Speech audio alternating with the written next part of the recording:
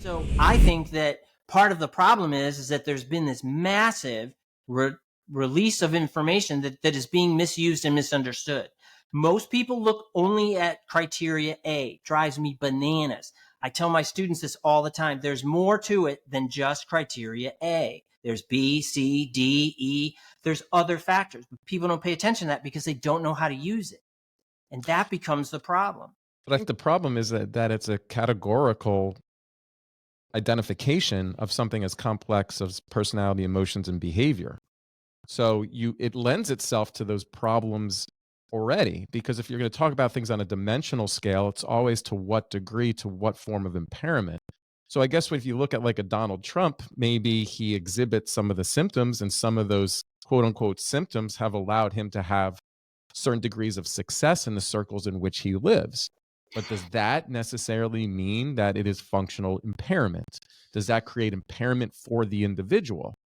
And the answer may or may not be true, but it depends on really knowing the person. Like if he thinks divorce in itself, because it's struggled to be able to maintain a relationship, is painful, well, then you could maybe identify that as functional impairment.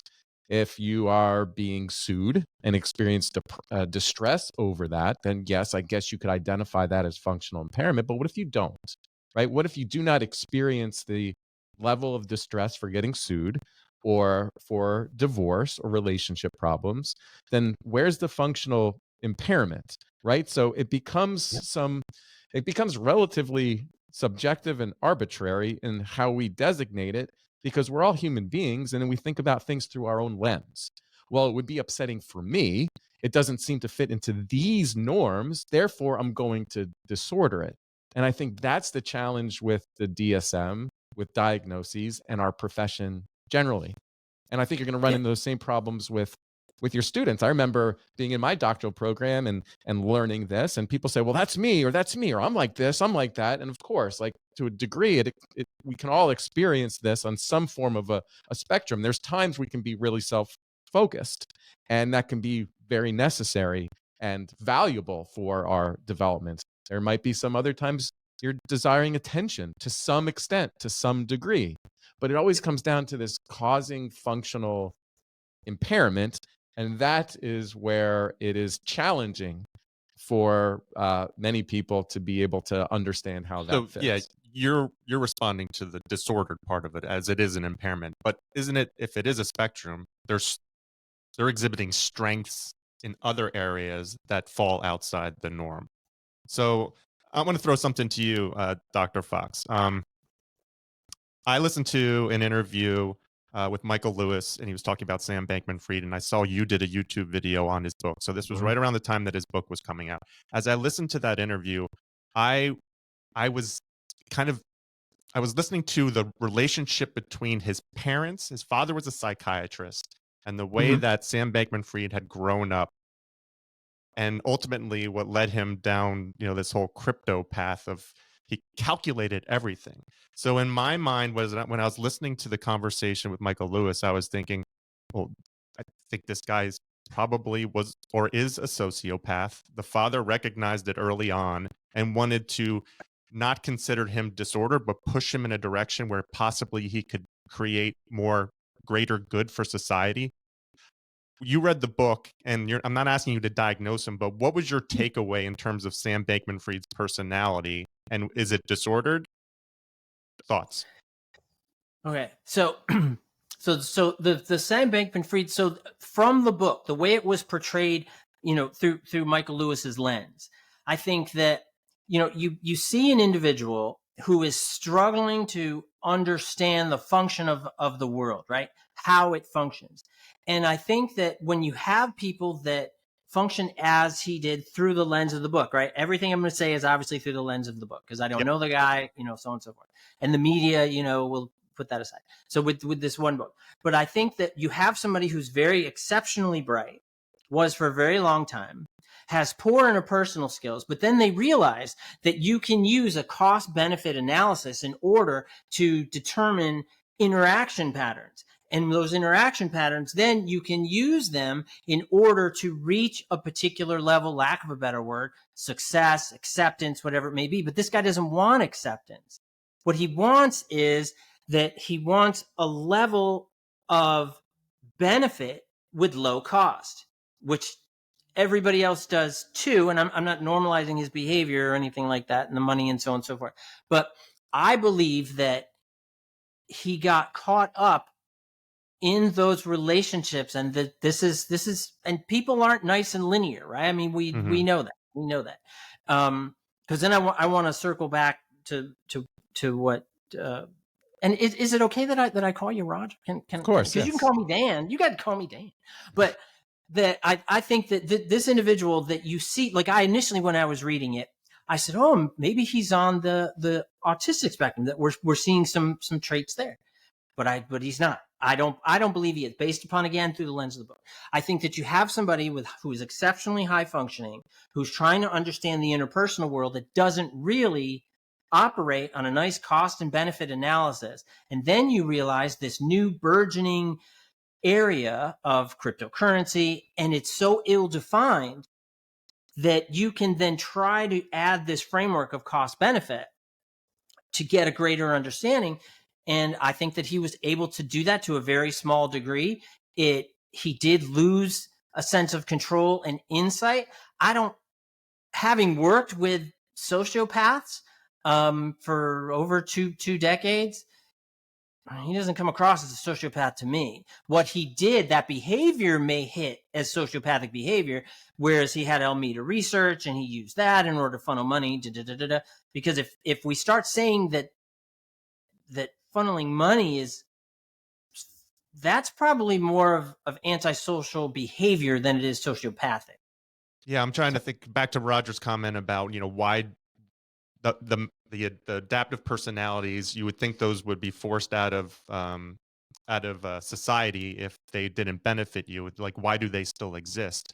I see people like maybe Elon Musk or Sam Bankman-Fried trying to push certain areas to progress what their idea of a better society would be, by often doing things that are outside the norm that many people would feel uncomfortable doing for a greater good.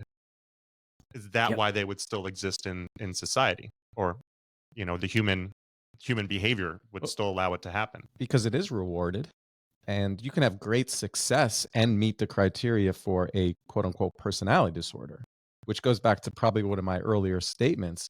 In fact, there are papers written out there that it provides a evolutionary advantage in a capitalistic society. So think about where we are in the United States currently. What about the top 1% just keep getting richer and richer and richer? They own the politicians. They're able to influence policy. The banking industry has become absolutely criminal. And if one of the core traits of somebody who kind of works on this triad of antisocial personality disorder, narcissism, and maybe histrionic or maybe some other condition, is kind of a lack of empathy but desire for attention, power, and control, you can see that they can work on the fringes of what society deems morally acceptable because they don't adhere to those rules. And so I think they are actually in positions of power and influence because they don't follow the conventional rules. Because they're rule breakers. They are rule breakers. We'll sit here, the three of us, and I'd have a hard time laying anybody off. I'd think about their families and their kids and a number of those things. That doesn't necessarily make you a really good business person in capitalistic society. I'll say you're a horrible business person. Yeah, because you have to almost think, how does it benefit me, or how does it benefit the shareholder, or how does it benefit the company? And that's where I would argue with Dr. Fox. I said that a subset of those people, if they have the intelligence, if they have the skill set, that lack of empathy and that desire for power and control provides them an advantage in culture. And I think, but now we've kind of swung a little bit from narcissism more to the antisocial spectrum, right? But let's face it, it's not so clear, right? It's not like you're either one or the other. And that's the problem with our field, the DSM. And that everyone says, I am everything. I have this. I have that. When they blend together in a way that serves someone's life and their lifestyle. Yeah, but also, so to just to sort of encapsulate a lot of what we're just talking about. First of all, I think we absolutely touched on using the DSM appropriately and understanding it. So you talk about, earlier you mentioned about dysfunction, that divorce and then subsequent depression, and does that qualify as a disorder? But the universal criteria across all disorders in the DSM is socioeconomic dysfunction. Now, the problem is most people who read the DSM focus on A. That's not in A. That's always in the last little paragraph. Sometimes it's D, E, whatever it is, F in some cases. But, right? So that's you have to hit socioeconomic dysfunction for it to qualify. And if you don't, that's why you have the unspecified if you have to qualify.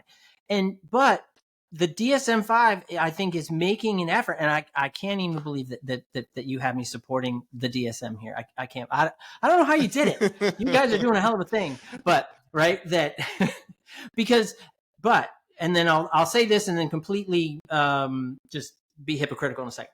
So, but the point of the DSM-5 is for us as a field to recognize the dimensionality of all of these traits and all of these symptoms. And we have to look at the individual and not keep stamping everybody. Oh, you know what? Like bipolar disorder, for example, massively misdiagnosed. We have 2 years of typical, and this is research supported, average amount of time is 2 years misdiagnosis period, right? Then they finally say, oh, wow, you really meet criteria for bipolar disorder. Who knows what the heck they were diagnosed with before that? Because again, you have a misapplication, a misunderstanding of the system in which it works. Also, is it a perfect system? God, no. And are components of it broken? The whole thing should be thrown out, Doc.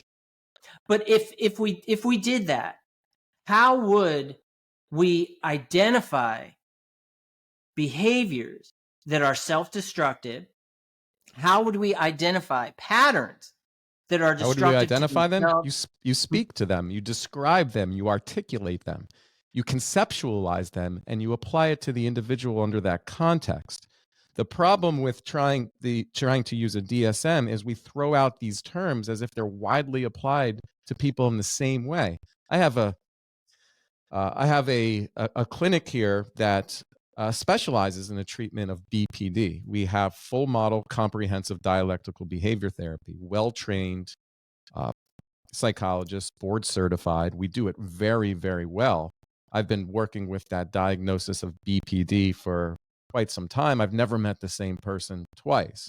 In fact, a lot of times there are just such extreme dissimilarities between people based on their own life experience, but we use the same diagnosis because of the pervasive patterns and interpersonal struggles, fears of abandonment, identity development concerns, and emotion dysregulation, those core deficits in those areas. So we label it. But at the same time, if you look at all the other diagnoses, a lot of the other mood disorders that exist, they can meet comorbid diagnoses at the same time because they all overlap.